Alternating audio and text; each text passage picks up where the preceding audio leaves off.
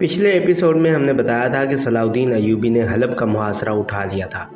بعض لوگوں کو شاید اس سے یہ شک پیدا ہو کہ صلاح الدین نے صلیبی سالار ریمنڈ سے ڈر کر یا اس کی دھمکی کی وجہ سے حلب کا محاصرہ اٹھا لیا تھا۔ ایسا نہیں ہے۔ صلاح الدین ایوبی حلب کا محاصرہ اٹھا کر انطاکیہ کی طرف بڑھا، جو چند سال پہلے صلیبیوں کا گڑھ تھا، مگر اب وہاں مسلمانوں کی حکومت قائم تھی۔ شاہ یروشلم ریمنڈ نے صلاح الدین ایوبی کی دھمکی کو محض ایک سیاسی چال سمجھا تھا، اور اسی غلط فہمی کی وجہ سے اس نے اپنی فوج حمص کی طرف بڑھائی۔ سلطان ملک صالح کے 10 لاکھ دینار تو وہ پہلے ہی کھا چکا تھا، اب وہ مسلمانوں کی ذاتی رنجش اور آپس کی چپقلت سے فائدہ اٹھاتے ہوئے حمص کے علاقوں کو بھی ہضم کرنا چاہتا تھا۔ ریمنڈ خود کو نہایت شاطر اور ماہر جنگجو حکمران سمجھتا تھا۔ اس کا خیال تھا کہ وہ بہت آسانی کے ساتھ حمص پر قبضہ کر لے گا، مگر ریمنڈ کی یہ خوش فہمی اس وقت دور ہو گئی جب اس نے صلاح الدین ایوبی کے لشکر کو حمص کے قریب پایا۔ ریمنڈ کے جاسوسوں نے اسے اطلاع دی تھی کہ صلاح الدین ایوبی محاصرہ اٹھا کر دمشق کی طرف جا رہا ہے۔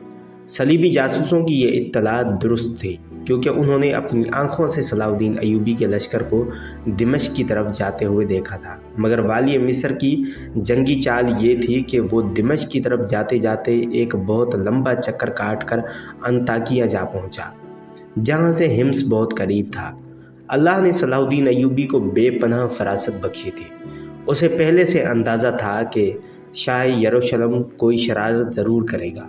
حمص کے دفاعی انتظامات برائے نام تھے۔ ریمنڈ نے اسی کمزوری سے فائدہ اٹھا کر حمص پر حملہ کر دیا۔ یہاں کے نگران نے بھاگ کر قلعے میں پناہ لی اور دروازے بند کر دیے۔ اس سے پہلے کہ ریمنڈ اپنی منجنیقوں سے قلعے کی دیواروں میں شگاف ڈال کر حمص پر قبضہ کر لیتا، عقب سے صلاح الدین ایوبی کا لشکر کسی بلائے ناگہانی کی طرح آ پہنچا۔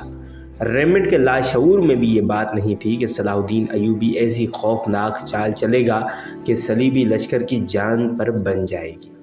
ریمنڈ نے چند گھنٹوں تک صلاح الدین ایوبی کے لشکر کی یلغار کے خلاف مزاحمت کی، مگر وہ مرد میدان نہیں تھا۔ اپنے سینکڑوں سپاہیوں کی جان کی قربانی دینے کے بعد بھاگ کھڑا ہوا۔ صلاح الدین ایوبی کے لشکر نے دور تک ریمنڈ کی فوج کا تعاقب کیا۔ پھر جب اسے یقین ہو گیا کہ یہ مکار صلیبی شہنشاہ واپس نہیں آئے گا، تو اس نے اپنے لشکر کو رک جانے کا حکم دیا۔ اس مختصر سی مارکہ آرائی میں کئی سو صلیبی مارے گئے اور اتنے ہی گرفتار کیے گئے۔ پھر سلطان صلاح الدین ایوبی نے صلیبی اسیروں کو ایک خیمے میں جمع کر کے ان سے پوچھ گچھ شروع کی۔ صلاح الدین ایوبی کا ایک ہی سوال تھا: تمہارا بادشاہ ریمنڈ سلطان ملک صالح کی مدد کو کیوں آیا تھا؟ زیادہ تر عیسائی قیدی اس راز سے بے خبر تھے۔ وہ اپنی لا علمی کا اظہار کرتے ہوئے یہی کہتے رہے: ہم تو اپنے شہنشاہ اور سپہ سالار کے غلام ہیں۔ ہمیں تو بس ایک ہی سبق دیا گیا ہے کہ مسلمان ہمارے ازلی دشمن ہیں اور انہیں طرح طرح سے اذیتیں پہنچانا اور دنیا سے نیست و نابود کرنا ہمارا فرض عین اور سب سے بڑی عبادت ہے۔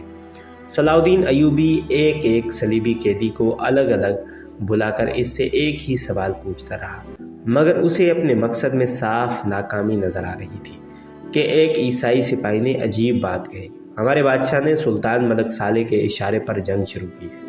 صلاح الدین ایوبی کے چہرے پر گہری خوشی کے آثار نظر آنے لگے۔